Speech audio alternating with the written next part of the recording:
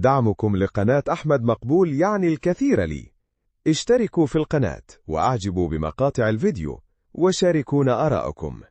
هيا بنا ننطلق معا في عالم من الإبداع والمتعة مع أخوكم أحمد مقبول. في زمن سحيق قبل أن يخلق الإنسان، كانت الأرض تعج بالحياة البرية الهائلة. أكبر سكانها كانت مخلوقات ضخمة تدعى الديناصورات، سيطرت على اليابسة والبحار، وكانت الطبيعة تهابها لقوتها الهائلة وحجمها المهول. لكن لم تكن هذه الأرض لهم وحدهم. في أعماق الأرض وفي عوالم خفية لا ترى، كان الجن يسكنون، مخلوقات من نار، لهم ممالك تحت الجبال ومدن في الهواء، وقوى تفوق خيال المخلوقات.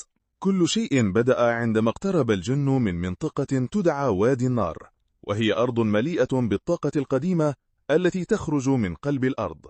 لكن هذه الأرض كانت موطنا لقبيلة من الديناصورات تعرف بالحماة الحمراء، بقيادة الديناصور العظيم غورماك الذي كان يحرس الينابيع الحمراء، مصدر الطاقة المشتعلة. أراد الجن استخدام هذه الطاقة لقوتهم، لكن غورماك رفض وقال: من يقترب من نيران الأرض يحرق. اعتبر الجن هذا إهانة وقرروا الرد بالقوة. أرسل ملك الجن داركال جيشه من جن النار بقيادة القائد الجني فايزر، وهكذا بدأت الحرب الكبرى. الديناصورات استخدمت قوتها الجسدية الهائلة، فيما استخدم الجن السحر والعناصر. الديناصور رازر زئيره كان يسقط الطيور من السماء. الجنية نارا كانت تسجن الديناصورات داخل دوائر لهب. الديناصور المائي كرايلا قلب الأنهار على رؤوس الجن.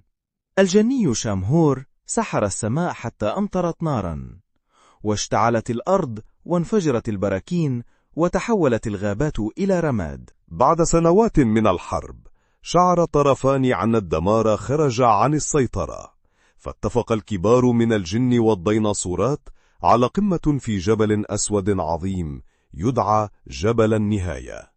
لكن قبل أن يبدأ السلام، حدث انفجار عظيم من قلب الأرض لا يعرف سببه حتى اليوم.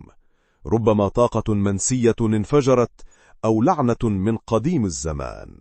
اختفت الديناصورات من على وجه الأرض، ولم ينجو منهم إلا بضعة عظام متحجرة. واختبأ الجن في الأعماق، وتعهدوا إلا يظهروا علنا إلا إن عاد الخطر الأكبر.